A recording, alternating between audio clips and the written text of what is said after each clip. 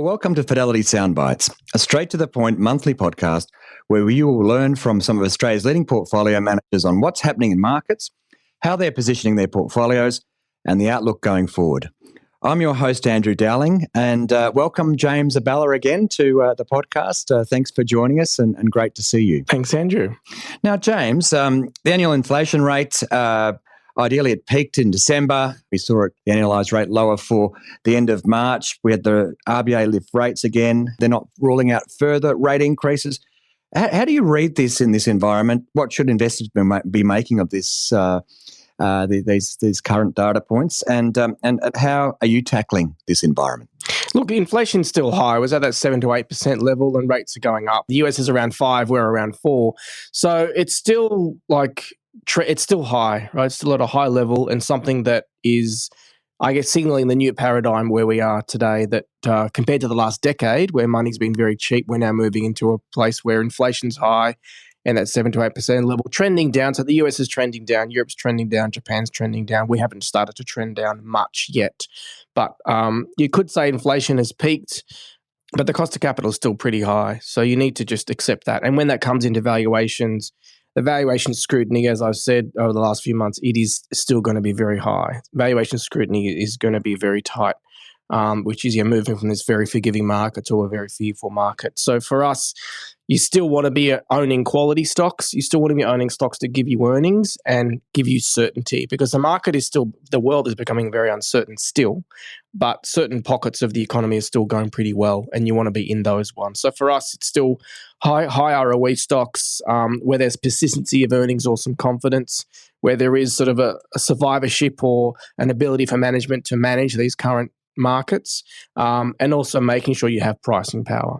Because inflation is a killer if you don't have pricing power. All you do is get squeezed margins, and if you get sales come off because of competition, you get triple squeezed on your sales line, your margin line, and then your credit or some sort of risk factor. So for us, I think you still need to lean towards quality is probably the key outcome for all the inflation and corporate cost trends.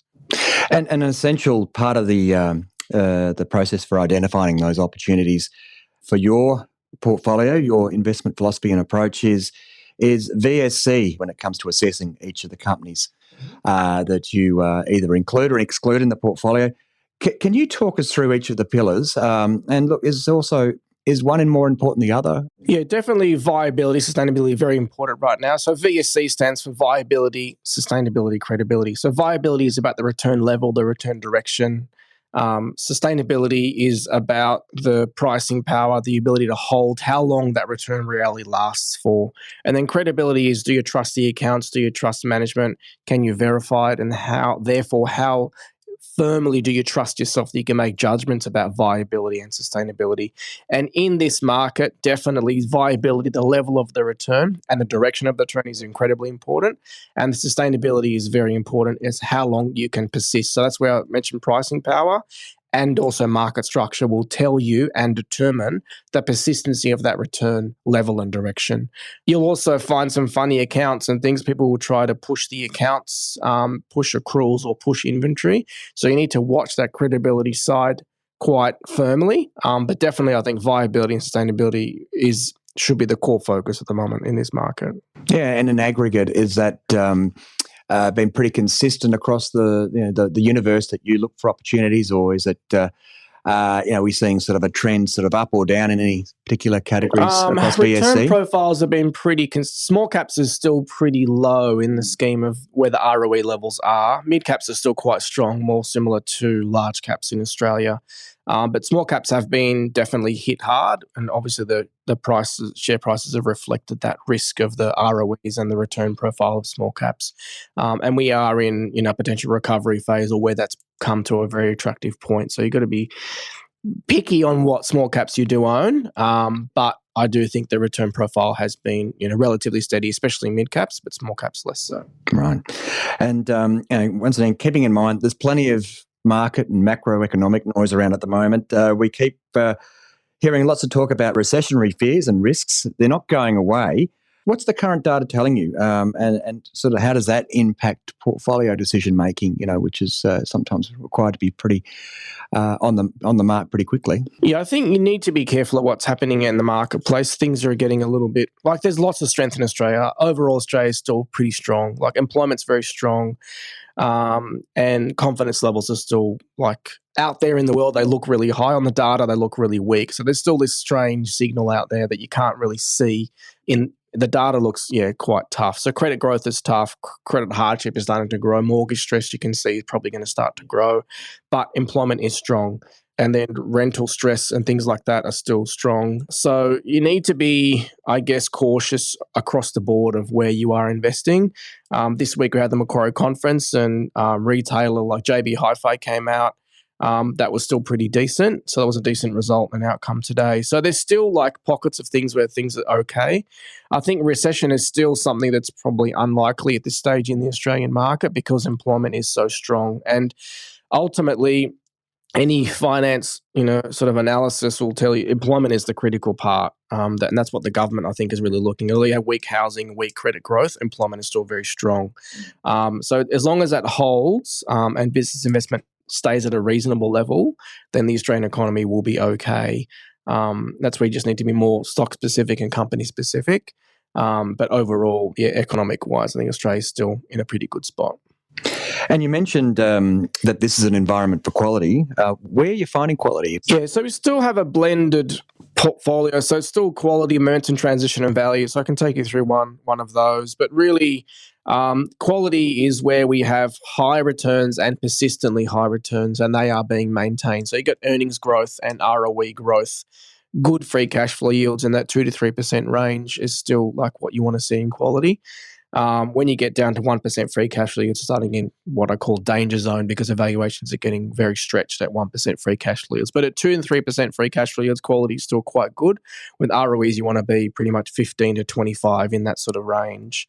And that's where that one, is where you want to be on quality. So definitely our quality pick is definitely Altium. Its ROE, still are in the 20s. Its EPS growth is in the 20s. Its free cash flow yield is in that 2% range. That still looks quite good to us.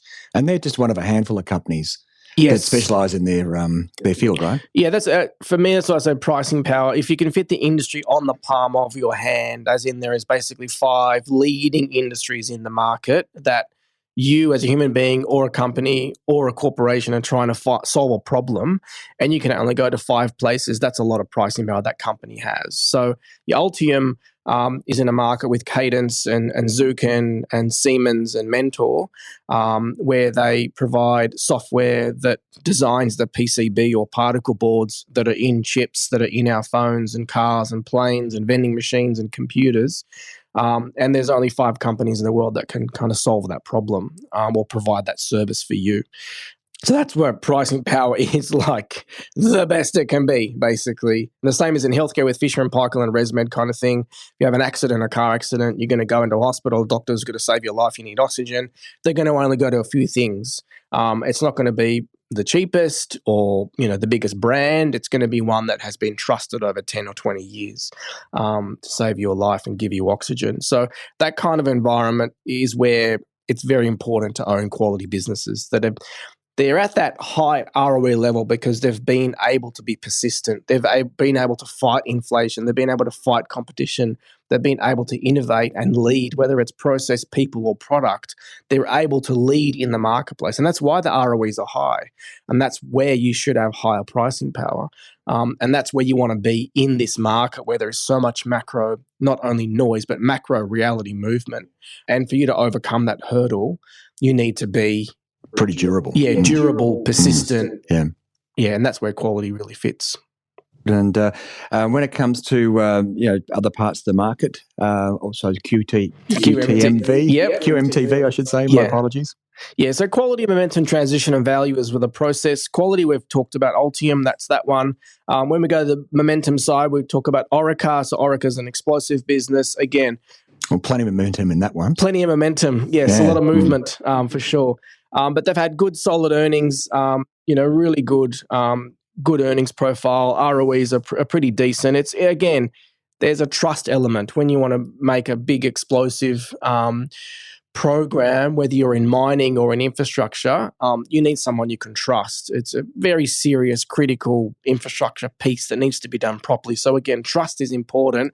You say explosives as a word, you don't think about trust, but there's a big trust element involved. That's why the ROE is, pretty decent. It's reasonable. Market structures are quite small. The earnings have been quite solid. They've got, more than 15% growth expected this year for that stock. And it's on, reasonable multiples, generates good cash flow. So that's, for me, a momentum one where the cycle is actually in its favour, but it's in a good spot as well. Transition is one where Auckland Airport is the one that we own, and we've owned that for a long time. It's taking off, excuse the pun.